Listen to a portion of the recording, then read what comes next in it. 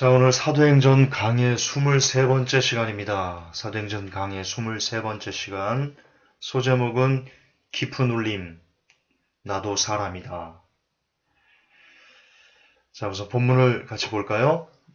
본문을 세 번에 나눠서 제가 했습니다. 먼저 사도행전 10장 21절, 22절 같이 읽겠습니다. 이에 베드로가 고넬료가 자기에게 보낸 사람들에게 내려가 이르되 보라 내가 곧 너희가 찾는 사람인데 너희가 무슨 까닭으로 왔느냐 하니 그들이 이르되 백부장 고넬료는 의로운 사람이요 하나님을 두려워하는 사람으로 온 유대 민족 가운데서 좋은 평판을 얻고 있는데 그가 하나님으로부터 거룩한 천사 편의 경고를 받고 사람을 보내 당신을 자기 집으로 초청하여 당신의 말씀을 들으려 하나이다 하매. 자, 사도행전 10장 21절부터 22절을 통해서요. 하나님께서 우리에게 너희들 이렇게 살아라 하고 말씀하신 부분이 나옵니다. 혹시 찾으셨습니까? 이겁니다. 제가 일전에도 한번 고넬료 설교할 때 한번 다뤘던 내용 같은데요. 다시 한번 리바이벌 하겠습니다. 이겁니다. 이 고넬료에 대해서 주위의 사람들이 어떤 평가를 하고 있는가? 어떤 평가를 하고 있습니까? 이런 평가를 내리고 있습니다. 고넬료는 의로운 사람이다. 그는 하나님을 두려워하는 사람이다. 그는 온 유대 민족 가운데서 좋은 평판을 얻고 있다. 예. 이렇게 이 백부장 고넬료는 다른 사람들에게 의롭고 하나님을 경외하는 사람이고 좋은 평판을 얻고 있는 그런 사람이었습니다. 그런 평판을 얻고 있었습니다. 고넬료가 이런 사람들에게 평판을 얻고 있는 사람이었기 때문에 이렇게 빛과 소금이 되는 그런 삶을 사는 사람이었기 때문에 하나님께서 특별히 고넬료에게 더 큰 은혜를 허락하셨다라고 일전에 여러분에게 설교했습니다. 만약 고넬료가 주위 사람들에게 고넬료는 형편없으며 고넬료는 하나님을 두려워하지도 않은 개판오분전이고 그는 유대민족 가운데 아주 나쁜 평판을 얻고 있는 사람이다 라고 했다면 하나님은 고넬료에게 천사를 보내지 않으셨을 것입니다. 여러분, 이것이 오늘날 우리 크리스찬들에게 시사하는 바는 대단히 큽니다. 아주 큽니다. 무척이나 큽니다. 우리가 이 땅을 살면서 크리스찬이라는 이름을 살면서 다른 사람들에게 놀림을 받고, 물론 말씀 때문에 받는 어떤 핍박을 얘기하는 게 아닙니다. 그의 삶이 그냥 일반 사람들이 살아가는 도덕 수준보다 훨씬 더 못해서 사람들에게 아이고 예수 믿는 것들은 아이고 이런 사람들에게 혀를 쯧쯧하게 만드는 그런 삶을 산다. 주위 모든 사람들에게 나쁜 평판을 듣고 산다. 그런 사람은 하나님을 만날 수 없다. 성경은 그렇게 이야기하고 있습니다. 빛과 소금의 삶을 살지 않는 사람은 절대로 하나님으로부터 어떠한 은혜도 받을 수 없고 얻을 수 없다. 고넬료가 우리에게 보여주는 사도행전 10장이 우리에게 가르쳐주는 교훈입니다. 여러분은 이제 우리들에게로 돌아갑시다. 고넬료를 잠깐 묻어두고요. 우리들의 모습으로 돌아갑시다. 저의 모습으로 돌아갑시다. 김관훈 전도사, 김관훈이 나는 가족들에게, 나는 직장 동료들에게, 나는 성도들에게, 나는 내가 알고 있는 지인들에게 과연 어떤 평가를 받고 있습니까? 여러분들은 어떻습니까? 우리 창주 형제는 가족들에게, 직장 동료들에게, 성도들에게, 창주 형제가 알고 있는 모든 사람들에게 창주 형제는 지금 어떤 평가를 받고 있습니까? 물론 말씀 때문에 하나님께서 이제 예수님께서 이 땅에 오실 거야 라는 마지막 때를 전하는 것 때문에 미쳤다라는 소리를 듣는 것은 아주 할렐루야 좋은 겁니다. 제가 말하고자 하는 바는 그것이 아닙니다. 그걸 떠나서 지금 우리의 삶을 통해서 다른 사람들에게 보여준 우리의 삶을 통해서 어떤 평가를 받고 있느냐는 겁니다. 만약 우리가 받고 있는 평가가 그는 하나님을 경외하지도 않고 그는 아주 못돼 먹었고 막대 먹었고 그는 전혀 의롭지 않고 허랑방탕하고 제멋대로고 아주 고집이 아주 황소고집보다 더하고 이런 평가를 우리가 지금 받고 있다면 죄송하지만 우리는 하나님으로부터 은혜를 받을 수 없을 것이다. 우리는 하나님에게 따라서 마지막 때 부름을 받지 못할 것이다. 환난 때 그대로 남겨질 것이다. 또한 그 상태로 죽으면 지옥일 것이다. 뭐냐? 그것은 예수님을 믿지 않는다는 결정적인 증거들이기 때문입니다. 예수님께서 말씀하셨습니다. 너의 의가 서기관과 바리새인들보다 낫지 않으면 결단코 천국에 들어가지 못할 것이다. 결단코입니다. 결단코. 예수님께서 결단코란 단어를 넣었다는 것을 기억하십시오. 서기관과 바리새인들이 어떤 평가를 들었습니까? 물론 보여지는 평가가 그들이 밖에 나가서 기도하는 사람 티를 냈죠. 물론 구제하는 티를 냈죠. 그러나 이 무식하고 미련한 사람들은 그들이 구제하는 티를 내는지 기도하는 티를 내는지도 모르고 그냥 그 사람들을 보면서 아 경건한 사람이야. 바리새인들이 참 경건해. 구제도 참 많이 해라는 그런 평가를 물론 속고 있는 거지만 어쨌든 그런 평가를 서기관과 바리새인들에게 내렸습니다. 그 당시 유대 사람들은요. 어쨌든 속아서 뭐든 예수님께서는 지금 물론 속여서 그런 평가를 받아라 그러는 게 아니고요. 어쨌든 그런 평가를 주위 사람들로 인해 가지고 내가 예수님을 믿는다는 사람으로서 주위 사람들의 나에 대한 평가가 나빠서는 안 된다고 지금 가르치고 있습니다. 특히 요즘 여러분 기독교가 막말을 쏟아내고 있습니다. 전 목사부터 해가지고 김 무슨 목사,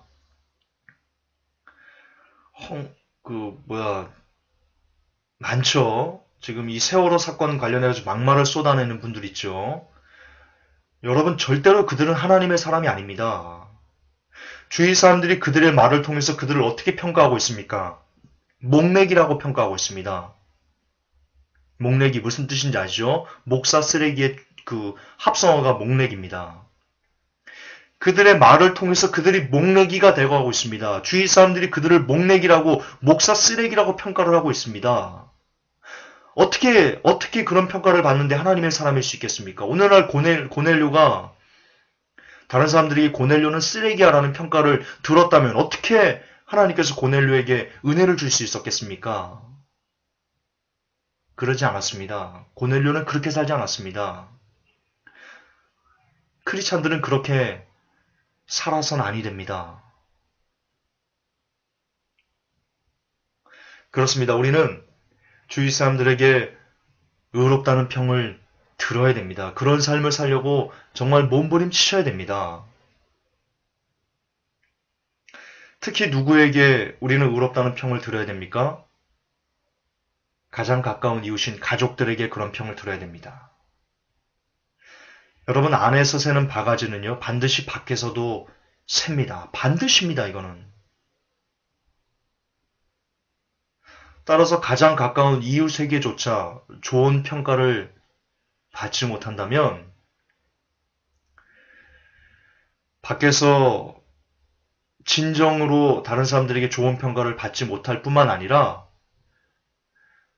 혹 밖에서 다른 사람들에게 좋은 평가를 받는다 할지라도 그것은 가식입니다. 그것은 가식입니다. 서기관과 바리새인들이 자기들을 가식으로 해서 다른 사람에게 포장해서 보여진 그 모습 그것과 영적으로 똑같습니다. 결단코 하나님 앞에 좋은 칭찬을 좋은 평가를 받을 수 없습니다. 다시 강조하겠습니다.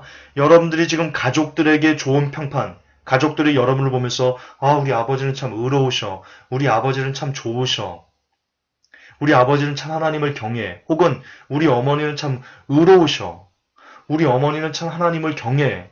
우리 남편은 참 의로워. 우리 아내는 하나님을 참 두려워해. 우리 자녀들은 하나님을 참 사랑하고 하나님을 참 경외해. 라는 가족과 가족끼리 어떤 서로의 평가에서 여러분들이 좋은 점수를 받지 못하면 여러분들이 밖에 나가서 다른 사람들에게 아우 저런 호인이 없어요. 아우 저렇게 하나님을 공경하는 집사님은 내가 처음 봤어요. 라는 그런 칭찬을 백날 100번을 다 받는다고 할지라도 그것은 가식이라는 겁니다. 그것은 가식입니다. 이것은 너무나 정확한 겁니다. 그것은 가식입니다. 결단코 그것은 여러분을 천국으로 인도하는 옳은 의가 되지 않습니다. 하나님 인정 안 하십니다. 먼저 네 가족한테 그렇게 하고 와. 남한테 남 여집사님한테 하는 것처럼 먼저 네 아내한테 그렇게 하고 와. 하나님 그렇게 말씀하십니다. 밖에 그 자녀들에게 그렇게 막 사탕 사주면서 아우 너 예뻐 너 공부 참 잘해 그렇게 하지 말고 먼저 네 자녀에게 먼저 그렇게 하고 와. 그렇게 가식 떨지 말고 가증 떨지 말고 먼저 네 가족한테 그렇게 하고 와. 하나님 그렇게 말씀하십니다. 진짜입니다. 여러분 고승덕 씨 알죠? 이 선거가 이제 끝났는데 어떻게 되는지 잘 모르겠습니다. 고승덕 후보가 교육감 후보로 나왔는데 그 딸이 희경 씨라고 하던데요. 우리 강희경 형제는 아니고요. 여자입니다. 희경 씨라는 그 딸이 페이스북에 올렸죠. 우리 아버지는 자녀를 팽개친 사람으로서 우리 아버지는 교육자가 될 수 없습니다. 교육자가 돼서는 안 됩니다. 그렇게 페이스북에 올려서 큰 홍역을 치르고 있죠. 아마 고승덕 후보가 떨어진다면 그것 때문일 가능성도 대단히 높을 것입니다. 여러분 우리는 이걸 통해서 적나라하게 확인할 수 있습니다. 반드시 감추인 것이 드러나지 않을 수 없다라고 예수님께서 말씀하셨거든요. 집에서는 진짜 개판 치면서 아내나 남편한테 개판 치고 자녀들이 개판 치고 부모님한테 막 함부로 하고 형제자매끼리 막 삿대질하고 그렇게 살면서 밖에 나가서는 진짜 사람 좋은 척하고 진짜 믿음 좋은 척하고 그러면요. 죄송하지만 언젠간 그것이 밝혀집니다. 온 천하 만방에 드러납니다. 밝히 드러납니다. 속일 수 없습니다. 고승덕 후보가 그것을 우리에게 보여주었다. 저는 그렇게 생각합니다. 따라서 사도행전 10장 21절 22절에서 우리가 확인할 것은 정말 우리의 삶에 적용해서 우리가 그렇게 쫓아 살아야 될 핵심은요. 가족에게 잘해야 된다는 겁니다. 가족에게부터 가장 가까운 이웃인 가족에게부터 진짜 당신은 하나님의 사람이군요. 당신은 참 하나님을 경외하는군요. 당신은 참 의롭게 살아가는 사람이군요. 그런 평가를 들으셔야 된다는 겁니다. 만약 저도 그렇고 여러분도 그렇고 우리가 가족들에게 그런 평가를 지금 받지 못하고 있다면 우리는 회개해야 됩니다. 우리는 이웃사랑을 하지 않고 있는 거기 때문입니다. 회복의 성도 여러분, 천국을 소망하십니까? 하나님의 나라에서 하나님과 함께 영원토록 살기를 원하십니까? 그럼 이 시간 하나님께서 우리에게 숙제를 내주십니다. 네 가족에게 이런 말을 들어버려. 당신은 천국 갈 것 같아요. 아빠는 천국 갈 것 같아요.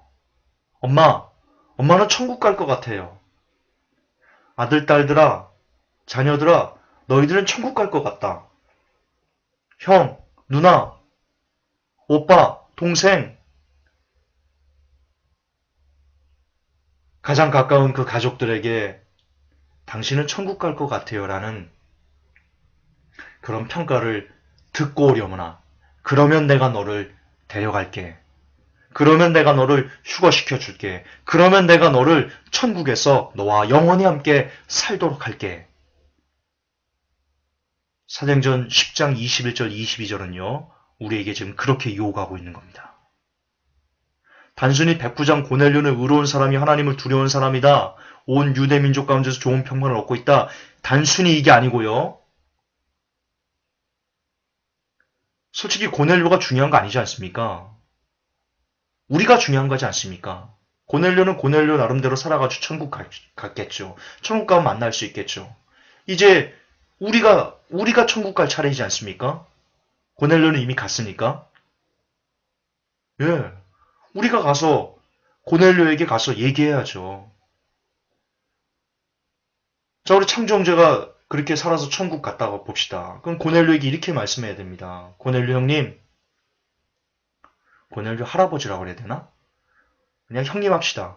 고넬료 형, 형이 사도행전에서 살아준 그 삶 때문에 내가 형을 본받아서 나도 그렇게 내 가장 가까운 이웃에게 의로운 사람이라는 그 평판을 얻으려고 내가 열심히 살아가지고 나 천국 갔다. 형이 내가 천국 올 수 있도록 고넬료 형이 살았던 그 삶이 내가 천국 올 수 있도록 나를 도와줬어. 고넬료 형 고마워요.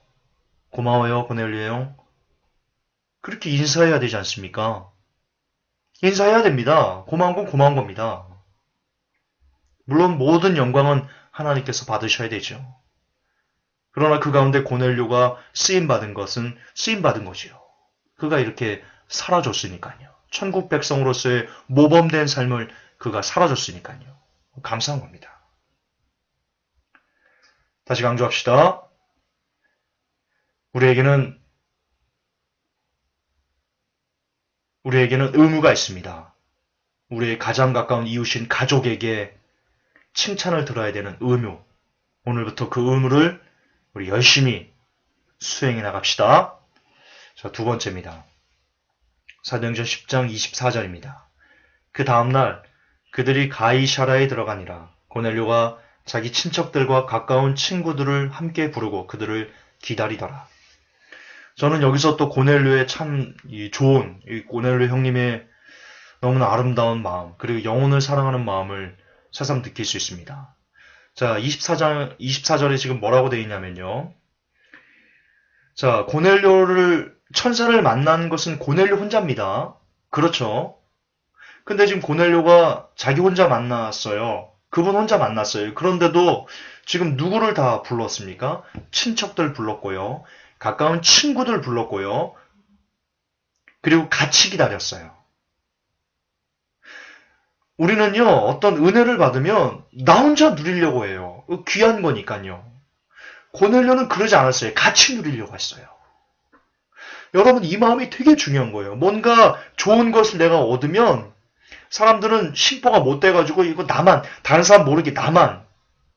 이 얘가 복권을 여기다 예를 들면 안 되고 어쨌든 인간이 욕심이 있어가지고 자기만 좋은 것을 이렇게 가지려고 하는데요. 고넬료는 그러지 않아요. 나누려고 해 같이. 친척들과 공유하려고 그러고 친구들 다 불러가지고 야 이리 와 너희들 구원받아야지 같이 야 빨리 하나님 말씀 좀 들어보자 이렇게 다 모아서 하나님 말씀을 듣기를 기다리는 고넬료. 이분 참 눈물 나는 분입니다. 참 아름다운 마음을 가진 분입니다. 어쨌든 고넬료는 이렇게 가족들의 영혼뿐만 아니고 친척들과 가까운 친구들의 영혼까지도 관심을 쏟고 있습니다. 첫째 뭐라고요? 좋은 것을 같이 나누려는 사람이었습니다. 고넬료는. 그리고 두 번째는 뭐냐면요. 고넬료는 자기 가족 영혼뿐만 아니고 친척과 가까운 친구까지 자기가 알고 있는 모든 사람들을 다 확장해서 영혼 구원을 위해서 마음을 쏟았던 사람이라는 겁니다. 우리들은 대체로 이렇게 기도하고 이렇게 집중하거든요. 내 가족을 구원해 주세요. 내 아내, 내 남편, 내 부모님, 내 자녀들 구원해 주세요. 그리고 끝이거든요. 우리 친척들까지 기도하는 사람 별로 없어요. 그리고 친구들 이름 불러가면서 기도하는 사람도 별로 없어요. 근데 지금 고넬료는요, 가족뿐만 아니고 친척들과 친구들까지 다 불러서 그들의 영혼 구원을 위해서 마음을 쏟았던 사람인 거예요. 자, 우리는 여기서 또 반성해야 됩니다. 회복교회 성도 여러분, 친척들 놓고 기도하십니까? 우리 이모, 고모, 작은아버지, 작은 어머니, 어떤 친척 형들, 친척 동생, 조카들, 외가, 친가, 이런 모든 사람들, 그들의 영혼을 놓고 여러분 기도하십니까, 날마다? 여러분이 가까운 친구들 이름 불러가면서 기도하십니까? 기도 안 하시면 여러분 잘못된 겁니다. 여러분, 하나님이 여러분 별로 안 좋아하십니다. 고넬료처럼 가족뿐만 아니라 친척들, 가까운 친구들까지 다 구원받기 위해서 여러분 기도하시는 사람이 되어야 됩니다. 어떤 분들이 그럽니다. 김전사, 10분 기도하면 기도할 시간이 없어. 그것은요, 무엇을 단적으로 드러내는 거냐면요, 여러분들이 가족만 기도하고 딱 끝난다는 겁니다. 그 이상을 생각지 않는다는 겁니다. 친척들 얼마나 많아요. 친구들 얼마나 많아요. 왜 친구들 이름이 생각 안 나면요, 졸업앨범 보면서 여러분 반 친구들 얼굴 기억날 거 아닙니까? 졸업앨범 뒤지면서 이름 부르면서 기도하세요. 1시간 아니고 3시간도 모자라요.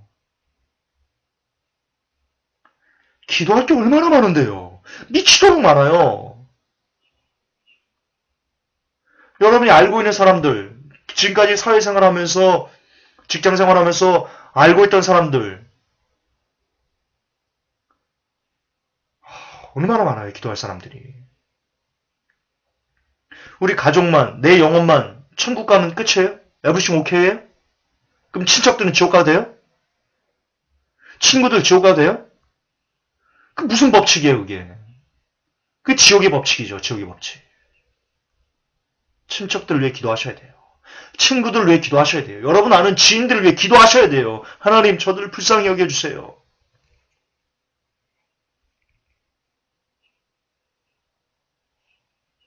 기도하셔야 돼요.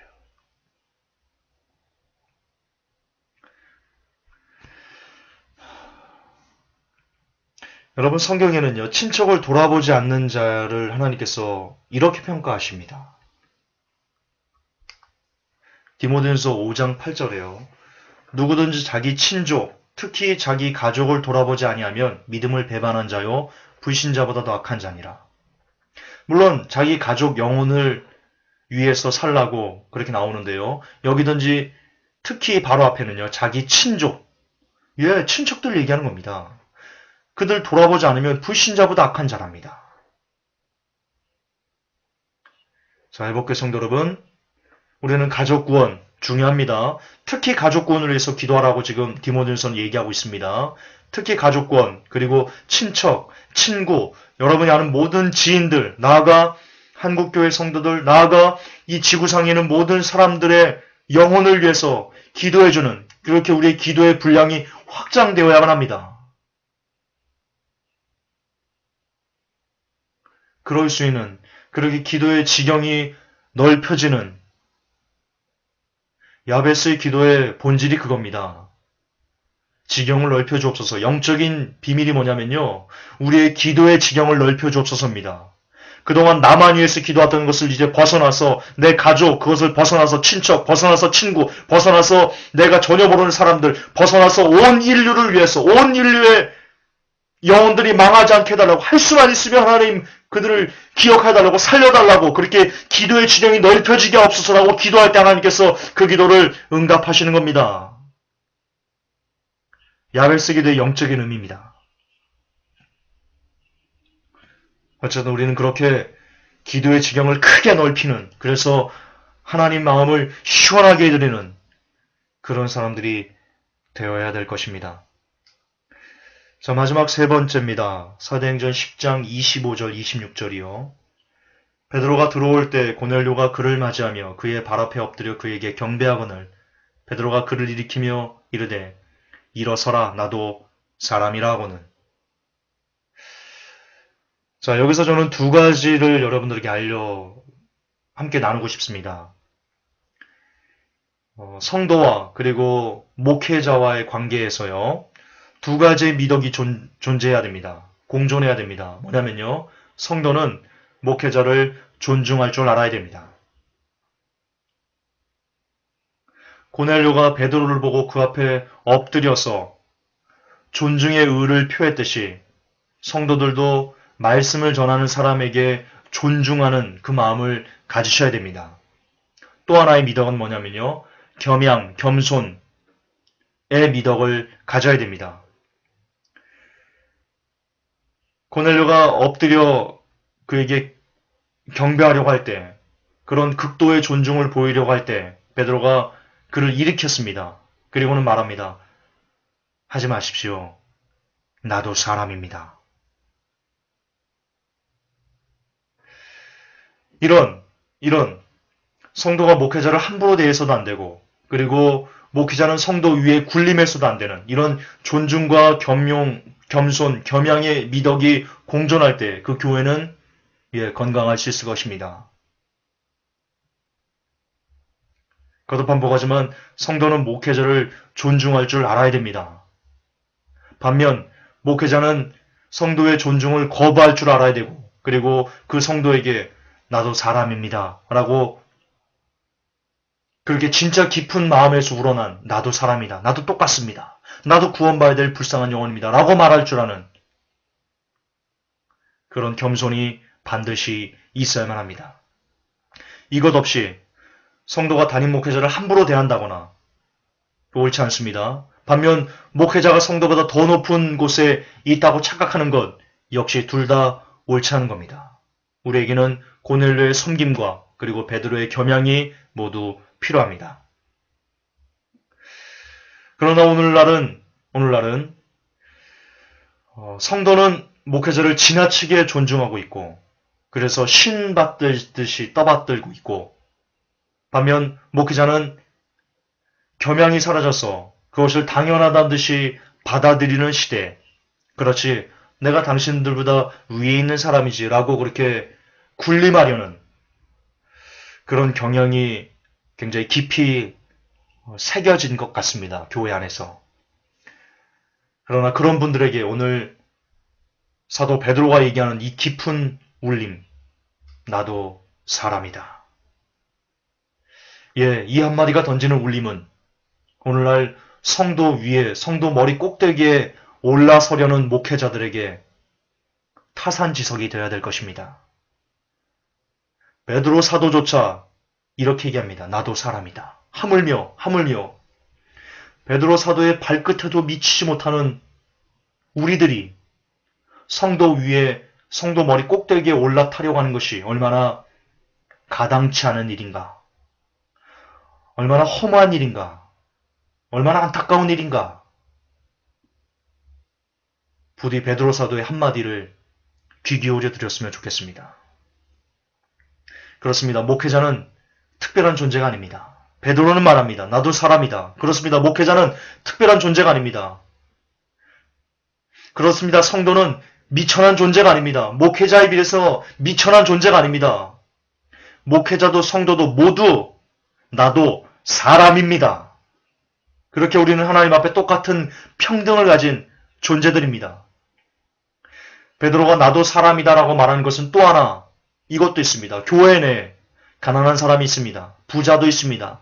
옷을 좀 후줄근하게 입고 오는 사람도 있고, 옷을 좀 명품으로 도배하고 교회를 오는 사람도 있습니다.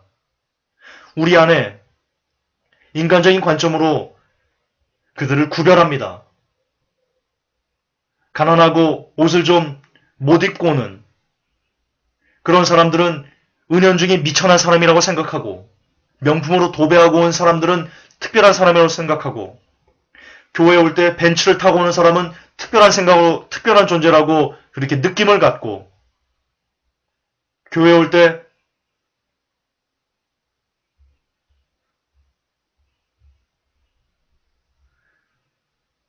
아주 싼 차를 타고 오면 그냥 평범한 사람이다, 미천한 사람이다, 그렇게 느끼는, 교회 내에서 그렇게 서로가 서로를 구별하는 그런 현상들이 나타나고 있는데요. 오늘날 베드로 사도는 나도 사람이다라는 것을 통해서 그렇지 않아, 가난한 자도 사람이고 부자도 사람이고 옷을 잘 못 입는 사람도 사람이고 옷을 명품으로 도배하는 사람도 사람이고 모두 사람이야. 똑같아. 하나님 앞에 모두 똑같아. 라고 우리에게 던지고 있습니다. 이 울림이 여러분의 가슴에 새겨져야 됩니다. 이 울림이 있어야 됩니다. 이 떨림이 있어야 됩니다. 사람이야. 다 똑같아. 사람은. 사람 위에 사람 없고 사람 밑에 사람 없고 사람 모두 다 똑같아. 베드로 사도가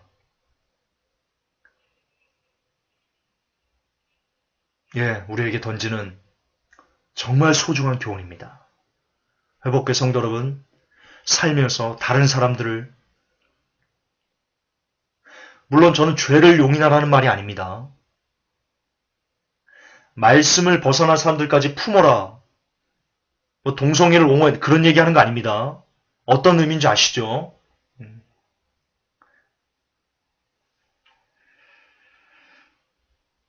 다시 정리합시다. 누구도 누구 위에 군림하려는 생각을 가져서는 안 됩니다. 그러므로 하나님과 목사를 잘 섬겨야 복을 받는다는 사고방식, 그런 가르침은 너무나 악한 겁니다. 목사를 잘 섬긴다고 복 받지 않습니다. 하나님만 잘 섬겨야 되는 겁니다. 물론 성도는 목회자를 섬겨야 됩니다.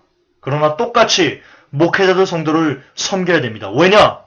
서로가 나도 사람이기 때문입니다.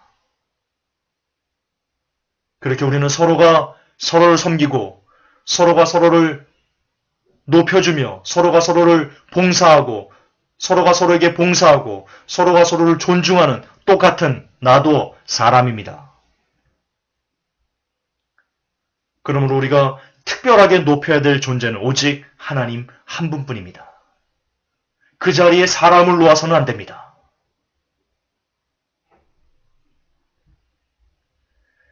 그분 앞에, 하나님 앞에 모두가 평등하다는 생각, 그 생각이 이 시대 교회를, 그리고 이 시대 사회를 더욱더 밝고 그리고 건강하게 만들어 줄 것입니다. 우리가 먼저 그런 사람이 됩시다. 우리 교회에서부터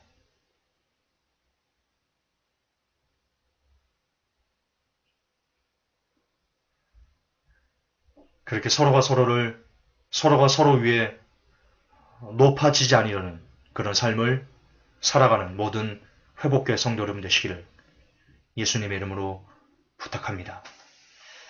하나님,